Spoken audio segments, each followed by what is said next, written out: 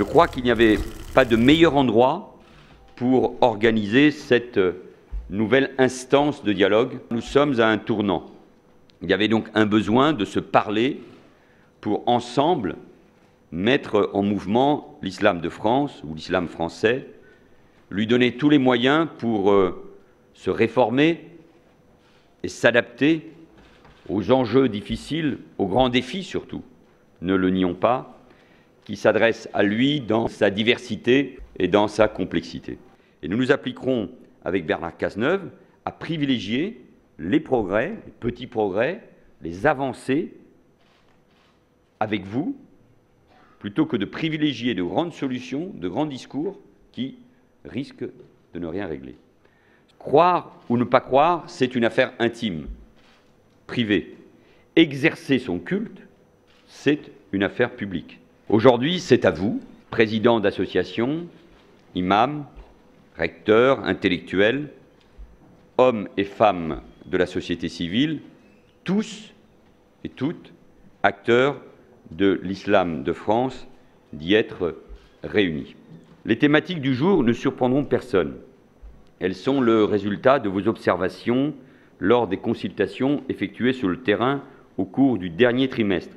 La sécurité, la protection, la question de la construction des lieux de culte et de leur financement, le statut de l'imam et des aumôniers, les pratiques rituelles, halal, pèlerinage, carré confessionnel. Bien, mesdames et messieurs, sans rien ignorer des débats, des arrière-pensées, des difficultés à travailler sur cette matière, parfois inflammable, difficile, bien sûr, et il faudra de la patience. Il y aura des réussites, il y aura des échecs, mais vous avez et nous avons une responsabilité, celle de réussir les uns et les autres. Chacun doit s'élever, être conscient du moment que nous vivons. Ce n'est pas un moment comme un autre, après ce que nous avons vécu et dans le monde trouble, instable dans lequel nous sommes. Bonne réunion de travail, je crois que nous pouvons ensemble avancer, ça sera bien et pour l'islam et pour la France. Cher Monsieur le Premier ministre, encore merci pour ces paroles de confiance, d'encouragement et d'optimisme concernant notre religion, l'islam. Nous n'accepterons jamais que notre attachement ou notre dévouement pour la France soit mis en doute ou caricaturé par quiconque. Français, nous sommes tous ensemble, Inch'Allah, aujourd'hui. Nous sommes très heureux de pouvoir, avec vous, messieurs les ministres, exposer et évacuer nos malaises et nos frustrations et de pouvoir initier avec vous des axes de solutions concernant nos pratiques religieuses.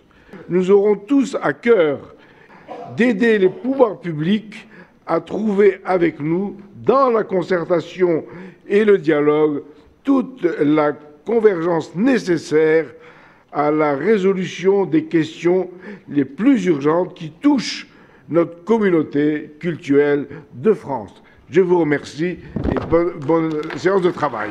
Merci.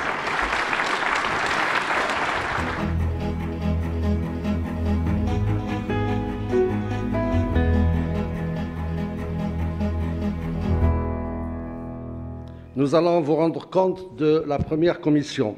Concernant la sécurité des lieux de culte, il y a eu une augmentation de 500% d'actes et des faits anti-musulmans entre le premier semestre 2014 et 2015, donc cette augmentation très importante. Au-delà des chiffres, il serait souhaitable pour l'avenir de connaître les suites données, taux de résolution, procédures judiciaires engagées et condamnations prononcées.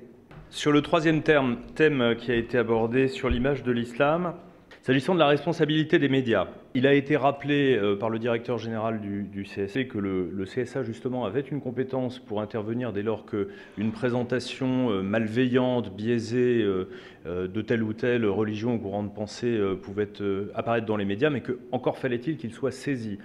Ça a été un atelier extrêmement riche.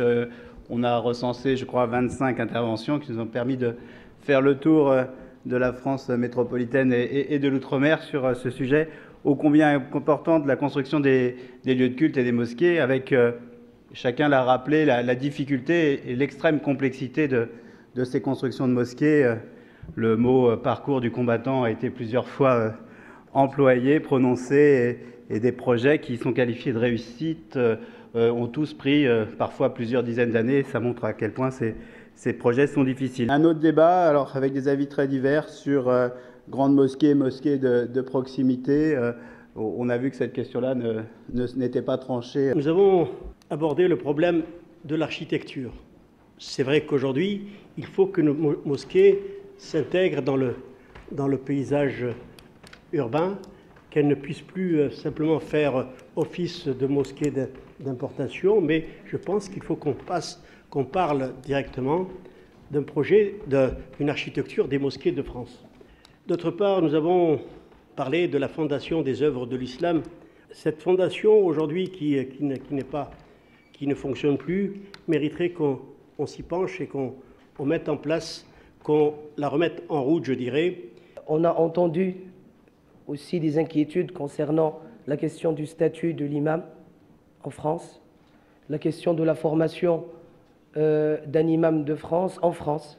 Nous avons aussi parlé de la question de la rémunération, la question du statut juridique et social de l'imam, ainsi que le cadre religieux. Et quand on parle de cadre religieux, bien sûr, hommes et femmes, parce que nous avons eu parmi nous des femmes.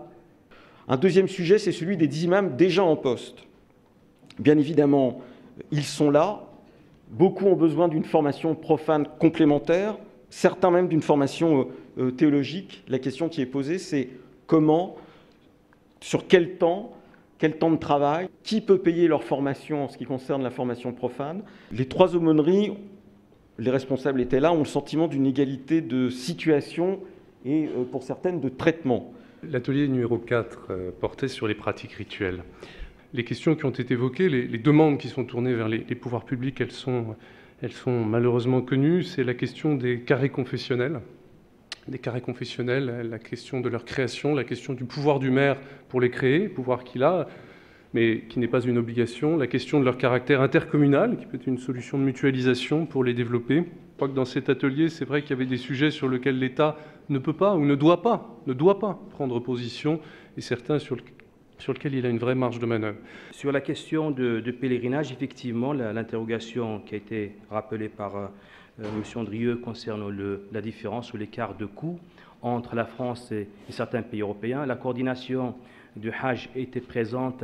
Elle a présenté des efforts qui ont été faits avec la commission interministérielle et les représentants du ministère de l'Intérieur, comme ceux de Quai d'Orsay et du tourisme, ont intervenu pour expliquer leur démarche quant à l'accompagnement qu'ils ont fait aux professionnels du Hajj, des agences de voyage. Les explications données quant à l'hôtellerie qui commence à augmenter n'étaient pas satisfaisantes pour les participants, puisque ces questions-là sont communes à tous les pays européens.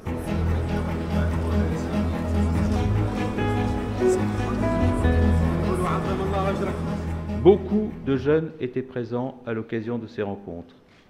Ils m'ont interpellé avec franchise, mais aussi avec respect. Et ces jeunes m'ont parlé de leur amour de la République.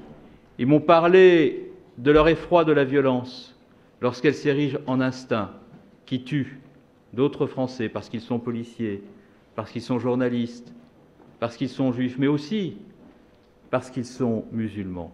La première condition de l'exercice libre du culte, c'est la sécurité.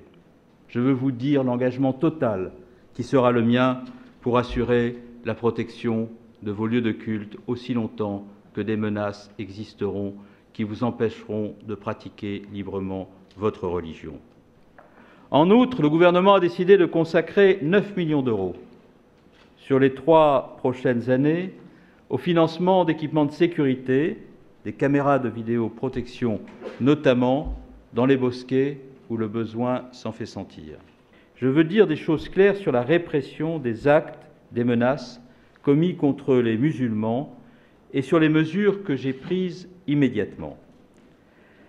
Déjà l'an passé, j'avais donné instruction au préfet de signaler systématiquement au procureur de la République tous les actes de violence à votre encontre, mais aussi tous les actes racistes et antisémites dont ils pouvaient avoir connaissance.